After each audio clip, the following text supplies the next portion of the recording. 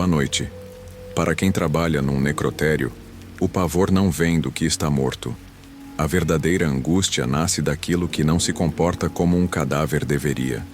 Meu nome é Helena, tenho 42 anos, e por 15 deles, o meu mundo foi o silêncio gelado do necrotério municipal. Escolhi essa vida, essa proximidade com o fim, por acreditar que nela encontraria uma ordem, uma lógica final para o caos da existência. Eu já vi de tudo: tragédias que fragmentam famílias, acidentes que transformam corpos em quebra-cabeças e violências que deixam cicatrizes na alma de quem vê. Você aprende a construir uma muralha, a enxergar tudo como biologia, como ciência pura. Mas nada, em todos os meus anos, me preparou para o que encontramos na gaveta de número 4. Nosso ambiente de trabalho tem uma trilha sonora própria. O zumbido constante e grave das câmaras frias, o gotejar ocasional de uma pia de inox e o eco solitário dos nossos passos no chão de azulejos. As luzes fluorescentes no teto sibilam e piscam, lançando uma claridade fria que torna tudo mais pálido, mais estéril. Mesmo o cheiro de desinfetante nunca consegue mascarar por completo um odor metálico, quase imperceptível, que parece impregnado nas paredes. É uma atmosfera opressora, um lembrete constante de onde estamos. Tudo começou numa terça-feira chuvosa, daquelas que lavam a cor da cidade. Um corpo chegou sem alarde, um procedimento padrão da polícia. Era um homem, aparentando uns 50 anos, encontrado sentado num banco de praça. Sem ferimentos, sem indícios de luta, sem histórico médico conhecido, apenas parado. O Dr. Mendes, meu chefe, um homem cuja fé na ciência era sua única religião, fez o exame preliminar. Provavelmente um infarto fulminante, ele disse, mais para o gravador do que para mim. Demos a ele a etiqueta de não identificado e o acomodamos na câmara fria, na gaveta 4. O som metálico da porta se fechando ecoou no silêncio. Um som final. Ou assim pensávamos. Na manhã de quarta-feira, o primeiro sinal de que algo estava errado se manifestou. Um odor adocicado e estranhamente químico pairava perto das câmaras. Era diferente do cheiro familiar da decomposição. Era mais industrial, como solvente de tinta misturado com açúcar queimado. Dr. Mendes culpou um novo produto de limpeza. Eu não tinha tanta certeza. Naquela noite, o segurança noturno, Carlos, um senhor prestes a se aposentar, me perguntou se havíamos recebido algum equipamento novo. Passei pelo corredor e juro que ouvi uns estalos metálicos vindo da sala fria. Parecia metal se contraindo. Eu disse que era só o sistema de refrigeração. Na quinta-feira, quando abrimos a gaveta 4 para iniciar a autópsia, o odor nos atingiu com a força de um soco. E o corpo estava diferente. A rigidez cadavérica era quase inexistente, uma anomalia para o tempo de óbito estimado. E a pele dele tinha uma textura bizarra. Era pálida, quase translúcida, e parecia cera de vela fria e dura. Dr. Mendes franziu a testa. Tocou o braço do corpo com a luva. Estranho, parece alguma afecção dermatológica rara, ele murmurou, já ligando o gravador para ditar suas observações, sua voz tentando manter a calma profissional. A autópsia foi um exercício de frustração e estranheza crescentes. Cada passo revelava uma nova anomalia. Ao fazer a primeira incisão em Ígaro no peito, o bisturi não deslizou. A lâmina encontrou uma resistência inesperada, e o som não foi o de pele e músculo se abrindo, mas um ruído surdo, de borracha densa sendo rasgada. Quase não houve liberação de gases ou dos fluidos normais. O que vazou da incisão era uma substância pálida, quase gelatinosa, com a consistência de cola. Lá dentro, o cenário era ainda mais perturbador. Os órgãos pareciam simplificados. O fígado não tinha os lobos característicos. Era uma massa lisa e estranhamente simétrica. O estômago era um saco liso, sem as dobras internas. Era como olhar para um modelo anatômico de plástico, uma imitação grosseira dos restos de um ser humano. Dr.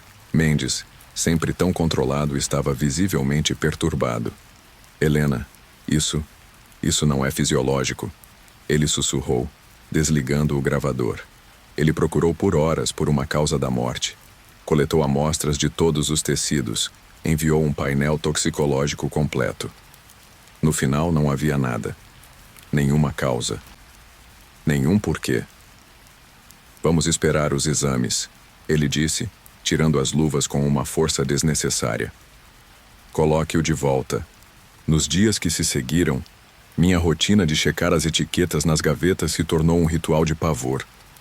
Na sexta, notei que as unhas do homem pareciam mais curtas, como se estivessem se retraindo para dentro dos dedos. No sábado, a linha do queixo parecia menos pronunciada. Tomei coragem e falei com o Dr. Mendes. Doutor, sei que vai parecer loucura, mas... O corpo na 4, ele está mudando. Ele me olhou por cima dos óculos, um olhar que misturava pena e irritação. Helena, estamos todos sob pressão com este caso.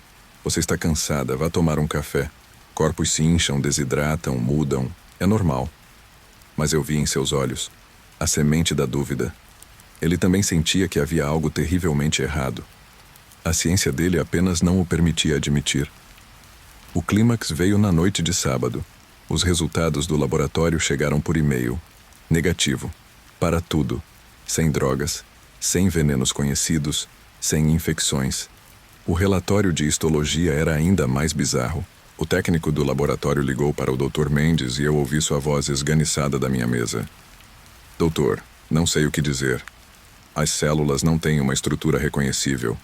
Não há mitocôndrias. O núcleo é rudimentar. Isso não é tecido humano. Eu não sei o que isso é. Naquele exato momento, como numa cena de filme de terror barato, as luzes piscaram e se apagaram. O gerador de emergência demorou 30 segundos eternos para entrar em ação, nos mergulhando numa escuridão e silêncio absolutos. Quando as luzes de emergência se acenderam, um cheiro pútrido e avassalador já tinha tomado o corredor. O mesmo odor químico, agora misturado com carne podre, queimava as narinas e vinha da nossa porta. Dr. Mendes e eu nos olhamos, o mesmo terror puro estampado em nossos rostos. Corremos para a sala das câmeras frias. O fedor era insuportável ali. E vinha sem dúvida da gaveta 4. A porta de metal estava levemente empenada para fora, e uma gosma pálida e espessa escorria pela fresta. Com as mãos trêmulas, lutando contra o instinto primal de fugir, Dr. Mendes puxou a gaveta. Eu nunca vou esquecer o que vi. Nunca. A coisa na bandeja de metal não era mais um homem. O corpo tinha colapsado. As feições do rosto haviam se fundido numa massa lisa e sem traços, com apenas leves depressões onde deveriam estar os olhos e a boca. A pele serosa agora pulsava lentamente, com um ritmo regular, como um coração doente. Um de seus braços se dobrou num ângulo impossível, não com um espasmo, mas com um movimento lento, deliberado, como se estivesse testando sua nova forma. Um som baixo e úmido, um clique gutural, escapou da massa. Não era um cadáver. Era algo tentando ser um corpo. E a imitação tinha finalmente falhado. Dr. Mendes tropeçou para trás, a ciência e a lógica evaporando diante do horror puro. Ele bateu a gaveta com toda a força, trancou-a e pegou o telefone. Ligou para o diretor do hospital. Sua voz era um fio trêmulo falando sobre risco biológico de nível desconhecido e ordenando uma cremação de emergência imediata. A coisa foi incinerada antes do amanhecer. O relatório oficial foi lacrado como causa da morte indeterminada. Dr. Mendes pediu aposentadoria antecipada no mês seguinte. Ele nunca mais tocou no assunto, mas eu não consegui deixar para lá. Movida por uma curiosidade mórbida, procurei o nome do policial que encontrou o corpo. Descobri que ele cometeu suicídio uma semana após o incidente. Semanas depois, soube que um dos paramédicos que o transportou estava em licença psiquiátrica por tempo indeterminado. O outro se demitiu e seu paradeiro é desconhecido. Foi quando eu entendi. Não era uma doença, era o conhecimento. A simples exposição àquela verdade, a visão daquela coisa que se disfarça de gente, quebrava a mente. E eu também vi. Hoje, eu não trabalho mais em necrotérios. mas o medo me segue. Às vezes, no meio da multidão, olho para o rosto de um estranho e por um segundo ele parece liso demais, sem os pequenos detalhes que nos fazem humanos. A imagem daquela coisa pulsando na gaveta 4 está gravada nas minhas pálpebras, e o terror se tornou algo físico. Outro dia, passando a língua nos dentes, senti que meus 2 molares do fundo pareciam mais juntos, quase fundidos. Pode ser minha imaginação, mas e se não for? Se um dia você olhar para alguém e ele parecer errado, talvez não seja sua mente pregando peças. Se gostou do relato, deixe seu like e se inscreva. Há coisas muito piores do que a morte se escondendo bem à vista de todos.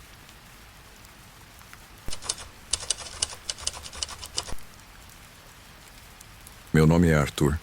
Tenho 31 anos e moro em Belo Horizonte. Pelo menos é o que dizem meus documentos.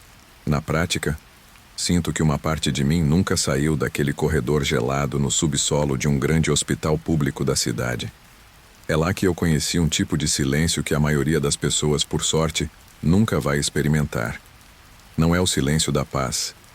É um silêncio que tem peso, uma quietude densa que só existe numa sala cheia de gente que nunca mais vai se mover. Tudo começou no meu primeiro dia como auxiliar noturno no necrotério. Meu chefe de plantão era o Cícero, um homem grisalho, com ombros curvados pelo cansaço e olhos que pareciam já ter visto de tudo. Ele me mostrou o básico sem muita cerimônia. A sala de autópsia com sua mesa de inox brilhante, as imponentes câmaras frias que zumbiam sem parar e, por fim, o salão principal, um cômodo amplo onde as macas aguardavam sob lençóis brancos. Foi ali, parado na porta, que ele me deu a única instrução que realmente importava. "Garoto", disse ele olhando para as formas imóveis na sala, "o prédio é velho, você vai ouvir de tudo. Canos, o ronco dos freezers, o vento lá fora. Se acostume, mas tem uma regra, a regra de ouro." Ele fez uma pausa, e seu olhar encontrou o meu, mortalmente sério. "Se estiver aqui sozinho à noite e ouvir alguém chamar seu nome, não responda. Finja que é o vento, entendeu?" Eu pensei que era um tipo de batismo, né? Uma piada para o novato. Assenti, tentando parecer profissional. "Entendido." Ele apenas balançou a cabeça, como se soubesse que eu não tinha entendido nada. As primeiras semanas foram exatamente como ele previu. Eu me tornei um conhecedor da sinfonia do necrotério, o ronco grave e constante dos freezers, o clunk metálico ocasional de uma bandeja, o gotejar rítmico de uma torneira no fundo da sala de higienização. O medo inicial foi se dissolvendo numa rotina quase entediante. Ocasionalmente aconteciam pequenos incidentes que, na hora, pareceram sem importância. A sensação de um vulto no canto do olho, que eu culpava o sono. Uma gaveta de instrumentos que eu jurava ter fechado e encontrava entreaberta. Coisas que a mente racionaliza para poder seguir em frente. Então, numa noite incomumente silenciosa de uma quinta-feira, chegou o caso 347. Ele veio da emergência. Um homem atropelado, sem documentos, o rosto tão desfigurado pela violência do impacto que uma identificação visual era impossível. Seguindo o protocolo, ele foi catalogado como João Ninguém, caso 347. Levei a maca para o salão principal, posicionei-a no final da fileira, cobri o corpo com o lençol branco e voltei para minha mesa para preencher a montanha de papéis. O silêncio naquela noite era diferente. Até o zumbido dos freezers parecia abafado. Era só eu, a caneta no papel e o peso da quietude. Foi quando ouvi pela primeira vez um sussurro, tão fraco que quase se perdeu no ar. "Arthur." Minha mão parou. Lembrei da regra de Cícero. Meu coração deu um salto, mas minha mente correu para se defender. É o vento no duto de ar. É o cansaço. Forcei-me a continuar, ignorando o arrepio na minha nuca. Alguns minutos de silêncio tenso se passaram. Então veio de novo, um pouco mais claro, parecendo vir do corredor que ligava minha sala ao salão. Onde estou? Arthur. A voz era masculina, fraca, mas carregada de uma confusão palpável. Gelei. Aquilo não era o vento. Levantei devagar e fui até o pequeno monitor da câmera de segurança. A imagem granulada em preto e branco mostrava o salão, imóvel, vazio, nada fora do lugar. Voltei para a cadeira, mas o trabalho tinha acabado para mim. O silêncio agora parecia diferente. Não era mais passivo. Ele parecia esperar por algo. Faltava pouco para o meu turno acabar. E decidi fazer uma última ronda, mais para me manter em movimento do que por necessidade. Entrei no salão, o ar frio me abraçando. Caminhei entre as macas, conferindo as etiquetas presas aos tornozelos. Por algum motivo, meus pés me levaram até o final da fila e parei diante do caso 347. Eu estava ali, olhando para a forma coberta pelo lençol, quando aconteceu. Não foi um sussurro. Foi um grito de pânico, claro e desesperado, soprado diretamente no meu ouvido direito. Arthur, cuidado com o carro. O instinto é mais rápido que a razão. O aviso de Cícero se desintegrou diante da pura adrenalina. Meu corpo reagiu sozinho. Eu me virei de supetão, os braços erguidos para me proteger de uma ameaça invisível, e gritei de volta para o ar vazio. Quer? Onde? No exato instante em que minha voz morreu, o ambiente se transformou. O ronco onipresente dos freezers cessou, mergulhando o lugar num vácuo sonoro absoluto. A luz fluorescente acima de mim piscou descontroladamente por um segundo e estabilizou. E o ar, antes gelado, pareceu esquentar, ficando denso e abafado. Fiquei paralisado no meio do salão esperando. Mas nada aconteceu. O silêncio era total. E então, um som cortou a quietude. Um clique suave e metálico. Olhei na direção do barulho. A porta da câmara fria número 7, onde guardávamos os pertences dos indigentes, tinha se aberto sozinha. Apenas alguns centímetros. Eu não fui verificar. Dei as costas e caminhei, o mais rápido que pude sem correr, para fora do necrotério. Não esperei meu turno acabar. Sentei na calçada do lado de fora, tremendo no ar da madrugada, e esperei o sol nascer. Quando Cícero chegou para o turno da manhã, ele me viu e soube. Contei a ele tudo, a voz ainda trêmula. Quando cheguei à parte em que respondi ao grito, o rosto normalmente impassível dele empalideceu. Ele não zombou. Ele apenas me olhou com uma gravidade assustadora. Eu te avisei, Arthur, disse ele a voz baixa. A gente tem uma teoria. Mortes muito súbitas, muito violentas. Às vezes elas deixam um eco, a última emoção forte, presa ao corpo. É como a estática numa linha de telefone, que some com o tempo.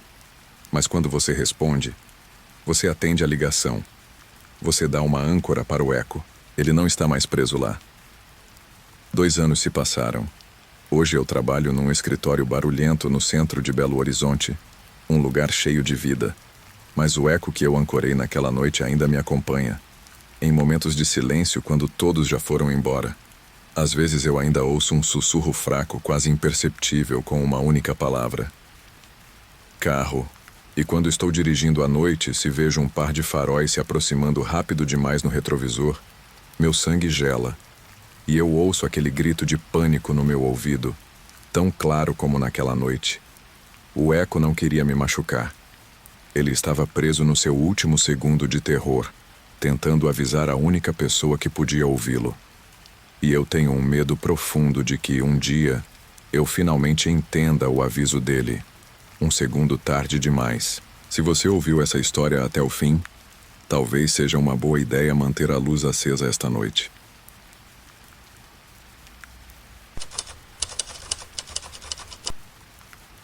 Meu nome é Rafael. Tenho 38 anos e trabalho como vigia noturno em um necrotério municipal na cidade de Campinas, interior de São Paulo. Não sou médico, nem assistente de patologia. Meu trabalho é simples: manter o prédio seguro, registrar movimentações e impedir a entrada de curiosos ou vândalos. O que a maioria não sabe é que o necrotério não é apenas um prédio com gavetas frias. À noite, ele se torna um lugar onde o silêncio pesa tanto que você sente o ar diferente, como se o próprio tempo desacelerasse.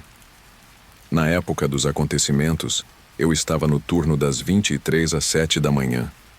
Era o inverno de 2019 e fazia frio suficiente para que minha respiração saísse em pequenas nuvens brancas. Eu estava acostumado com barulhos estranhos. O estalar do metal dilatando, o zumbido constante dos refrigeradores e até mesmo os passos dos funcionários do hospital ao lado. Mas naquela noite, algo quebrou essa rotina de sons familiares. Tudo começou pouco depois da meia-noite. Eu estava na guarita revisando o livro de ocorrências quando ouvi o interfone interno tocar. Não era incomum algum funcionário acionar o botão sem querer. Mas naquela hora da madrugada não havia mais ninguém trabalhando no necrotério. Atendi, esperando silêncio ou ruído estático. Mas o que veio foi uma respiração lenta, pesada, como se alguém estivesse muito perto do microfone. Eu disse, alô? 2 vezes, mas não houve resposta. Apenas aquele som rítmico, quase ofegante. Decidi que devia ser algum defeito no sistema. Peguei a lanterna e fui até o corredor principal, onde ficavam as portas das salas de autópsia e da câmara fria. O prédio estava mais gelado que o normal. Ao passar pela porta de vidro que dava para a sala das gavetas, percebi algo estranho. Uma das lâmpadas de emergência, que sempre ficava apagada, estava acesa com uma luz fraca e intermitente. Entrei na sala, e foi aí que percebi. A luz vinha de dentro da câmara fria. As portas das gavetas estavam todas fechadas, mas a do canto inferior direito, gaveta 32, estava ligeiramente aberta, cerca de 2 dedos. Eu sabia que isso não poderia acontecer, porque o mecanismo só destrava com força. Pensei que algum funcionário poderia ter deixado mal fechada mais cedo, então me agachei para empurrá-la de volta. Quando segurei o puxador de metal gelado, senti uma vibração muito leve, como se algo do outro lado se mexesse. O instinto me disse para largar e foi o que fiz. Voltei para a guarita, travei a porta e tentei me convencer de que aquilo era apenas minha mente cansada. Mas por volta das 3 da manhã, o interfone tocou de novo. Só que desta vez, o que ouvi não foi respiração. Era um sussurro. Não conseguia entender as palavras, mas soava como alguém chamando meu nome muito baixo, repetidas vezes, com um arrastar na voz. Peguei coragem e voltei ao corredor. Ao chegar na porta da sala de gavetas, percebi que a 32 estava aberta por completo. A bandeja de metal estava vazia. Eu congelei. Pensei em correr para fora, mas foi nesse momento que percebi que havia pegadas molhadas no chão, indo da gaveta em direção à porta oposta, que dava para o depósito de utensílios. Segui as pegadas até o depósito. Lá dentro, o cheiro de umidade era forte, mas havia outro odor. Algo ácido, como metal queimado. A luz do teto piscava, revelando que no canto da sala havia uma figura agachada, imóvel. A pele estava pálida demais, mas não era um corpo como os que eu já tinha visto. Parecia encolhido, como se os ossos estivessem comprimidos. A cabeça estava abaixada, e quando a luz parou de piscar, percebi que aquilo não respirava de forma natural. Antes que eu pudesse me mover, a figura levantou lentamente, mas não com o peso de um humano. Era como se não tivesse articulações normais. Ela deu um passo para frente, o pescoço se alongando de forma impossível. E foi aí que percebi que o rosto não tinha olhos, apenas 2 cavidades fundas. Corri sem olhar para trás. Tranquei a porta do depósito e liguei para a guarda municipal, alegando invasão. Quando os agentes chegaram, não encontraram nada. A gaveta 32 estava vazia e limpa, sem sinal de pegadas.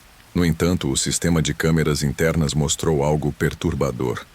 Às 2h59, a gaveta se abre sozinha, e por alguns segundos, a imagem fica distorcida, com falhas na gravação. Pedi transferência na semana seguinte. Nunca mais voltei lá, mas até hoje, quando o telefone toca de madrugada, meu coração dispara. Tenho medo de atender e ouvir aquele sussurro novamente.